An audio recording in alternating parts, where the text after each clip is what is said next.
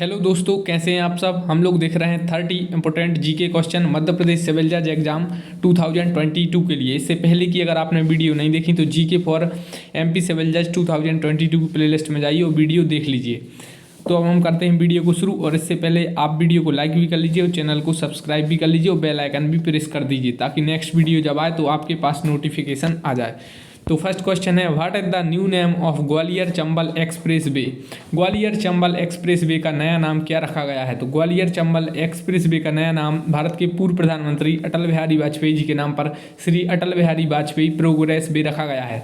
अटल बिहारी वाजपेयी से आपके MP civil जज में काफ़ी क्वेश्चन बनते हैं। पिछले 2-3 साल के आप पेपर उठाकर देख लीजिए, हर बार एक क्वेश्चन बना है। एक बार पूछा गया था कि इन्हें जो भारत रत्न कब मिला, और एक बार इनसे पूछा गया था कि सुशासन दिवस मनाया जाता है किसके जन्म दिवस पर। इस टाइप से क्वेश्चन था। और पिछली बार क्वेश्चन था कि 3 डेकेड्स इन पार्लियामेंट किसकी पुस्तक है, तो वो भी अटल बिहारी वाजपेयी की है। तो इनसे क्वेश्चन इसलिए बनता है क्योंकि ये ग्वालियर जिले से संबंधित हैं, यानी मध्य प्रदेश से संबंधित हैं। तो जवाहर टनल का नाम भी अटल बिहारी वाजपेयी के नाम पर अटल टनल रखा गया है, आपसे पूछा जा सकता है। तो जवाहर टनल का नाम किन के नाम पर रखा गया है, अटल बिहारी वाजपेयी जी के नाम पर। और अटल बिहारी वाजपेयी 3 बार भारत के प्रधानमंत्री बने और इन्हें भारत रत्न भी मिला है। और 25 दिसंबर को गुड गवर्नेंस डे जो भी मनाया गया था 4-5 दिन पहले, यानी सुशासन दिवस। तो जो गुड गवर्नेंस डे, जिसे हिंदी में सुशासन दिवस कहते हैं, वो अटल बिहारी वाजपेयी जी के जन्म दिवस पर मनाया जाता है। और इनका ग्वालियर से संबंधित थे अटल बिहारी वाजपेयी। और 3 डेकेड्स इन पार्लियामेंट, मेरी 51 कविताएं, और यूनाइटेड नेशन में इन्होंने हिंदी में भी भाषण दिया था और पहले भारतीय थे। ठीक है, नेक्स्ट क्वेश्चन है, नई शिक्षा नीति किसकी अध्यक्षता में आई। जो न्यू एजुकेशन पॉलिसी आई है 2020 में, इससे पहले यह न्यू एजुकेशन पॉलिसी आई थी 1986 में, और उससे पहले आई थी 1968 में। लेकिन एक अमेंडमेंट भी हुआ था 1992 में। अगर आपसे पूछें तो आपको यह याद रखना है। तो नई शिक्षा नीति किसकी अध्यक्षता में आई, ये आई है के कस्तूरी रंगन जी की अध्यक्षता में ये न्यू एजुकेशन पॉलिसी 2020 आई है। और MHRD का नाम बदलकर भी मिनिस्ट्री ऑफ एजुकेशन रख दिया गया है। तो यह भी क्वेश्चन आपसे पूछा जा सकता है कि ministry of human resource and development का नाम चेंज कर क्या रख दिया है। तो इसका जो न्यू नेम हो गया है मिनिस्ट्री ऑफ एजुकेशन हो गया है। नेक्स्ट है, इससे पहले जो मिनिस्ट्री ऑफ एजुकेशन यानी MHRD मिनिस्टर थे रमेश पोखरियाल निशंक, और अब धर्मेंद्र प्रधान हो गए हैं। नेक्स्ट है, who is the first corporation minister of India, यानी भारत के पहले सहकारिता मंत्री कौन बने हैं। तो ये भारत के गृह मंत्री भी हैं, यानी आपने सही समझा, अमित शाह भारत के first corporation minister of India हैं। नेक्स्ट है, चेयरमैन ऑफ GST काउंसिल, यानी GST goods and service tax council का चेयरमैन कौन होता है। तो एक क्वेश्चन आपके लिए है, आप बताइए GST काउंसिल कॉन्स्टिट्यूशन के किस आर्टिकल से रिलेटेड है। आप कमेंट करिए जल्दी से। चेयरमैन ऑफ GST काउंसिल कौन होता है। तो आपको ऑप्शन दे देंगे फाइनेंस मिनिस्टर या प्राइम मिनिस्टर, तो इस टाइप से क्वेश्चन आ सकता है, या फाइनेंस सेक्रेटरी। तो चेयरमैन ऑफ GST काउंसिल होते हैं फाइनेंस मिनिस्टर, जो कि अभी है निर्मला सीतारमण। तो GST 3 प्रकार के होते हैं, CGST, SGST और IGST, यानी central GST, state GST and integrated GST।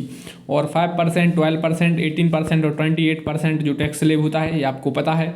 Next है, ease of living index released by. Ease of living index कौन जारी करता है। तो ये जारी किया जाता है ministry of housing and urban affairs द्वारा, जिसे शॉर्ट फॉर्म में MOHUA भी कहते हैं। तो ईज ऑफ लिविंग इंडेक्स कौन रिलीज करता है, तो ministry of housing and urban affairs. Next question है, India innovation index is released by. India innovation index कौन रिलीज करता है। तो इंडिया इनोवेशन इंडेक्स जारी किया जाता है नीति आयोग द्वारा, और योजना आयोग के स्थान पर नीति आयोग आया था। तो India innovation index NITI Aayog द्वारा जारी किया जाता है। और एक और इंडेक्स SDG इंडेक्स, यानी sustainable development goal index. SDG यानी सस्टेनेबल डेवलपमेंट गोल कितने हैं, 30 हैं। और SDG इंडेक्स भी नीति आयोग जारी करता है। नेक्स्ट है, which of these is correct, इनमें से कौन से कथन सही हैं। तो ऑस्कर अवार्ड 2021 नोमैडलैंड को मिला। 66 film fair best film award थप्पड़ फिल्म को मिला।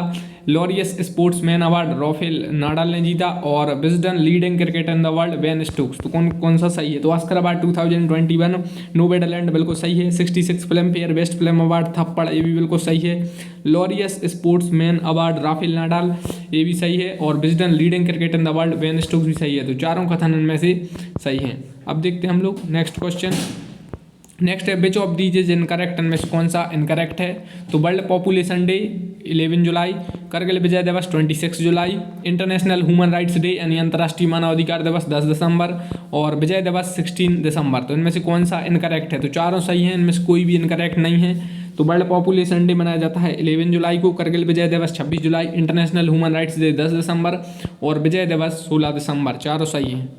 नेक्स्ट है 2021 is declared as which year of United Nation. एक आध क्वेश्चन आपका यूनाइटेड नेशन से पूछा जाता है। तो 2021 को यूनाइटेड नेशन का कौन सा ईयर जारी किया गया? तो international year of peace and trust. 2021 को यूनाइटेड नेशन ने international year of peace and trust जारी किया है।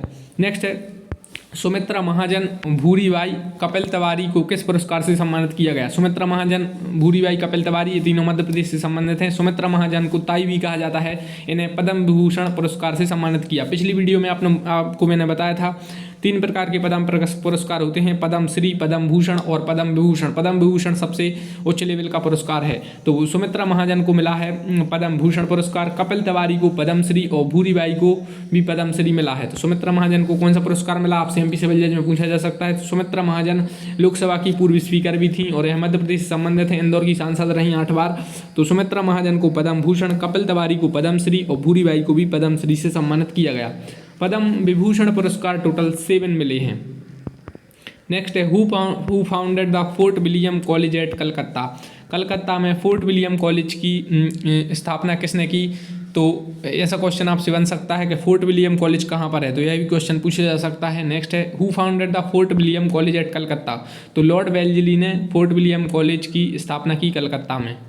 नेक्स्ट है which one of these is happened earlier. इनमें से कौन सा पहले हुआ? तो कोलकाता टू दिल्ली कैपिटल यानी कोलकाता से राजधानी दिल्ली शिफ्ट हुई, या मोंटेमिल्लो रिफॉर्म हुआ, या लखनऊ पैक्ट जिसे लखनऊ समझौता भी कहते हैं, या चौरी चौरा इंसिडेंट पहले हुआ। तो देख लेते हैं कोलकाता से राजधानी दिल्ली का ट्रांसफर 1911 में, मोंटेमिल्लो रिफॉर्म कब आया? 1909 में, लखनऊ पैक्ट 1916 में जिनमें, और इसके बाद चौरी चौरा इंसिडेंट काफ़ी बाद में 1922 में। तो इसमें पूछा है सबसे पहले क्या हुआ? तो सबसे पहले इसमें हुआ है मोंटेमिल्लो रिफॉर्म, उसके बाद कोलकाता से दिल्ली कैपिटल शिफ्ट, उसके बाद लखनऊ समझौता 1916 में और चौरी चौरा 1922 में। कब? 4 फरवरी 1922 में।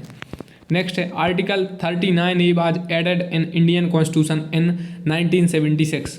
तो इसमें एक क्वेश्चन यह है कि आर्टिकल 39A कब जोड़ा गया यानी भारत के संविधान में? तो आर्टिकल 39A जोड़ा गया 42nd कॉन्स्टिट्यूशनल अमेंडमेंट 1976 में, यानी 42वें संविधान संशोधन 1976 में आर्टिकल 39A जोड़ा गया, यानी ये DPSP का पार्ट है। और इसमें क्या है? तो right to free legal aid to the poor and weaker section of the society. Next है करेक्ट दीज, इनमें से कौन सा करेक्ट है? तो 9th schedule first constitutional amendment से जोड़ी गई, यानी जो संविधान में 9वीं अनुसूची है वो पहले संविधान संशोधन द्वारा जोड़ी गई।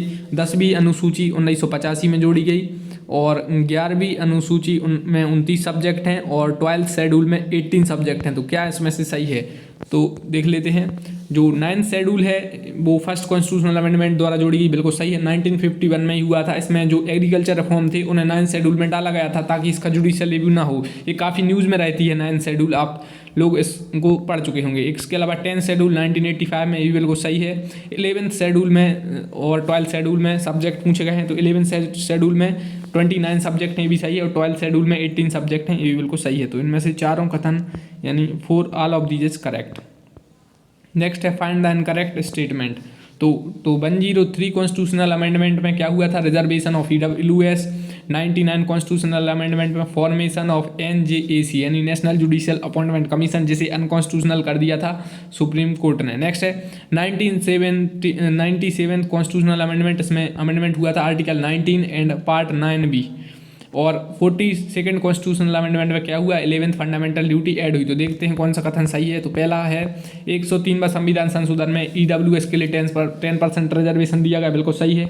और 99 कॉन्स्टिट्यूशनल अमेंडमेंट के द्वारा NJAC आया था, बिल्कुल सही है, बाद में से अनकॉन्स्टिट्यूशनल कर दिया था सुप्रीम कोर्ट ने। नेक्स्ट है 97वां संविधान संशोधन में अनुच्छेद 19 और पार्ट 9B में संशोधन हुआ या पार्ट 9B जोड़ा गया, तो बिल्कुल सही है। इसके अलावा 42nd कॉन्स्टिट्यूशनल अमेंडमेंट में 11वीं फंडामेंटल ड्यूटी जोड़ी, ये गलत है। देखिए फंडामेंटल ड्यूटी जोड़ी गई थी 42nd कॉन्स्टिट्यूशनल अमेंडमेंट, लेकिन 10 जोड़ी गई थी। 11वीं 86 कॉन्स्टिट्यूशनल अमेंडमेंट हुआ था 2002 में, तो उसमें जोड़ी गई थी, तो ये रॉन्ग आंसर है। नेक्स्ट है chief producer of jute in the world है, यानी जूट का सबसे बड़ा उत्पादक देश कौन है? तो ये भारत का पड़ोसी देश है बांग्लादेश, जिसके साथ भारत सबसे लंबी सीमा रेखा साझा करता है। और अभी हाल ही में बांग्लादेश ने अपनी स्वतंत्रता के 50 वर्ष पूरे किए हैं, और बांग्लादेश की सैन्य टुकड़ी ने भारत के गणतंत्र दिवस की परेड में भी हिस्सा लिया था। तो क्वेश्चन इससे काफ़ी अभी पूछे जा रहे हैं। नेक्स्ट है the best quality of coal is, सबसे बेस्ट क्वालिटी का कोयला कौन सा है? तो लिग्नाइट, पीट या एंथ्रेसाइट। तो जो एंथ्रेसाइट कोल होता है ये सबसे बेस्ट क्वालिटी का कोल होता है। नेक्स्ट है Nehru Tibet and China book किसने लिखी? ये काफ़ी न्यूज़ में, नेहरू तिब्बत एंड चाइना ये बुक लिखी है अवतार सिंह भसीन ने। तो आपसे एक आध क्वेश्चन बुक से बनता है। तो Nehru Tibet and China book किसने लिखी? अवतार सिंह भसीन ने। नेक्स्ट है which country is the highest exporter of soybean in the world, soybean का दुनिया में सबसे बड़ा निर्यातक देश कौन है? तो ये है यूएसए यानी अमेरिका। अमेरिका उत्पादक भी है और निर्यातक भी है, सबसे बड़ा एक्सपोर्टर। और मध्य प्रदेश, भारत के पॉइंट ऑफ व्यू से मध्य प्रदेश में सबसे ज़्यादा सोयाबीन उत्पादन होता है, इसलिए मध्य प्रदेश को सोया स्टेट भी कहते हैं। तो सोयाबीन का सबसे बड़ा एक्सपोर्टर देश कौन सा है? यूएसए यानी अमेरिका है। नेक्स्ट है artificial purification of blood is called, artificial purification of blood is called option में है हीमोलाइसिस, पैरालाइसिस, ओस्मोसिस या डायलिसिस।